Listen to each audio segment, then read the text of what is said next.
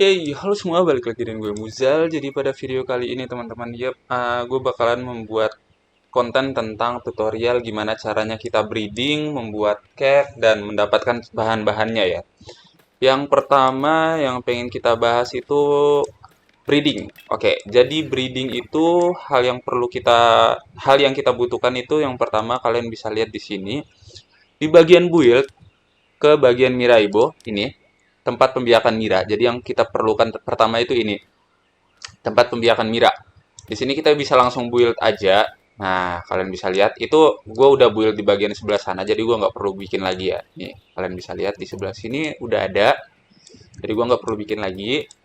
Yang kedua yang kita butuhkan itu adalah cake. Cake itu bisa kita masak di pot yang seperti ini. Oke, kita klik formula, dia ada di bagian bawah. Ini dia cake-nya. Di sini yang pertama adalah tepung. Tepung ini bisa kita dapat di mana? Tepung ini kita bisa dapat dari hasil tanam. Kalian bisa lihat di sana. Jadi hasil tanam gandum di bagian build. Terus kita ke bagian makanan. Di sini ada yang namanya perkebunan liar ini untuk berry. Sedangkan kalau nggak salah tuh ada perkebunan untuk gandum ya teman-teman. Cuman kayaknya gue belum buka di teknologi.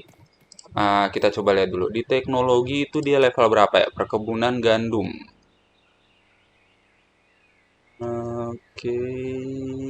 Ini dia. Perkebunan gandum ada di level 18. Jadi kita butuh itu, terus kita build dia, ntar nanti jadinya gandum. Nah, setelah gandumnya itu jadi, kita butuh yang namanya ini ya teman-teman, alat penggilingan. Itu juga di build lagi di bagian produksi. Nah, yang ini ya teman-teman, pabrik tepung. Jadi, pabrik tepung terus kita bikin yang namanya tepung. Nah, kalau pabrik tepung ini nanti yang ngerjain adalah Mira yang ada tipe airnya. Contohnya ya, contohnya itu kita coba cek di bagian terminal di sini. Yang ada tipe airnya adalah ini, salah satunya nih, hydromauler. Ini kalian bisa lihat ada tipe air di sini, tipe nyiram. Jadi dia bakalan bisa kerja untuk produksi gandum di sana. Yang kedua berry. Berry cukup tanam-tanaman berry aja udah selesai. Yang ketiga itu tadi ada yang namanya telur ya teman-teman. Telur itu bisa kita dapat dari luar map. Contohnya yang seperti ini. Kalian bisa lihat ini ada telur liar. Langsung bisa kita ambil aja. Oke. Yang kedua kalian bisa lihat itu ada bebek di sebelah sana. Bebek itu bisa kita kill, bisa kita tangkap. Nah, jadi kalau kita ngekill bebek tersebut, nanti dropannya adalah telur. Yang kedua, kita bisa dari hasil ternak telurnya. Contohnya, ini, gue taruh bebek di sini, dua. Jadi, bebek sama sapi ya. Sapi ini untuk susu, bebek ini untuk telur. Jadi, nanti di bagian, kalau kalian udah taruh di terminal, kalian buka yang namanya meja instruksi kerja. Di meja instruksi kerja ini, kalian nggak usah centangin apapun untuk yang pertanian. Jadi bebek sama sapi ini cukup masuk centangin pertanian, yang lain nggak usah. Jadi mereka nggak perlu keluar-keluar dari tempat pertanian itu. Jadi dia tetap di tempat pertanian untuk menghasilin telur sama susu doang. Nanti hasilnya itu kalau seandainya kalian udah ada Mira yang untuk mengangkut item, nanti dia bakalan masuk langsung di bagian sini ya teman-teman. Di tempat makanan. Contohnya ini ada telur 224. Di sini juga udah ada susu dan juga di sini ada madu. Oke. Atau kalau seandainya kalian masih penasaran gimana caranya dapat, kalian bisa buka menu tab atau tas. Terus kalian buka yang menu kayak seperti ini, buku-buku atau daftar galeri Mira.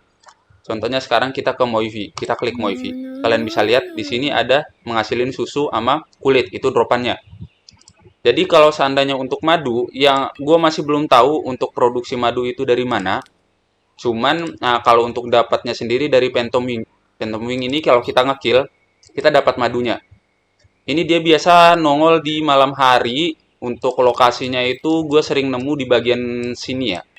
Bagian dekat tower pertama, Voltrosaurus. Di bagian portal Menara Suci Kuno. Oke, selanjutnya nanti ya cake-nya jadi guys. Coba kita lihat. Tepung udah, berry udah, susu udah, telur udah, sisa madu. Madu tadi contoh. Sekarang kita ke bagian madu. Kita ambil dulu madunya di sini. Terus kita bikin kuenya. Misal gue bikin kue satu. Oke. Untuk prosesnya juga cepat. Jadi beda sama Parworld. Kalau di Parworld itu lama kan bikin kue. Kalau di Mira ini cepat. Oke, kita langsung aja ke tempat breeding. Tapi ya kalau kalian mau breeding, Miranya yang pengen kalian breeding itu kalian harus summon di sini dulu di terminal.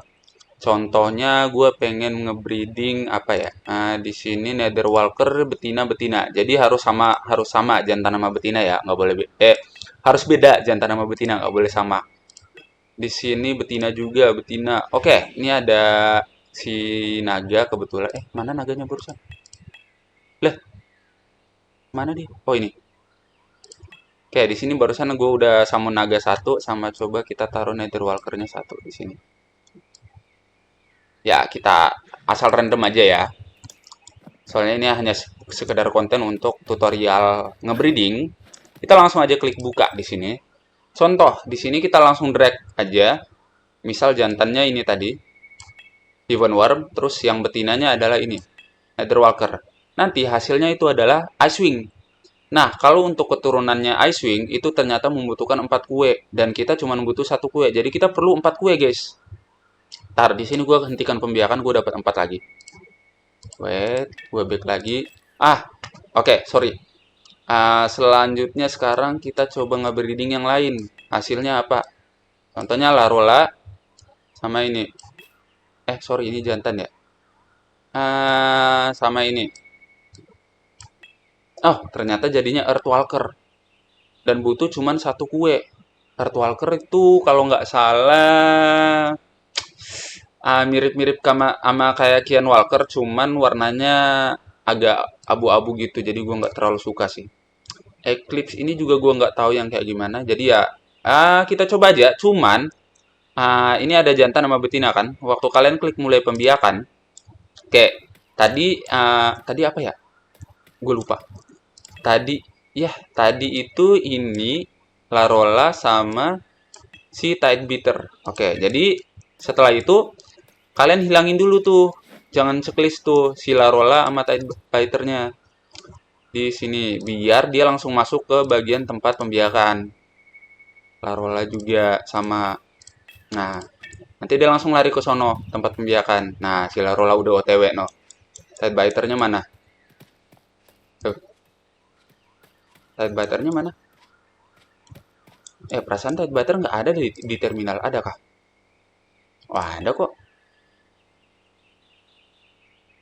Kok nggak nongol? Di mana dia, guys? Hilang kemana? Ntar, coba. Kita tarik dulu keluar, terus masukin lagi. Nah, udah.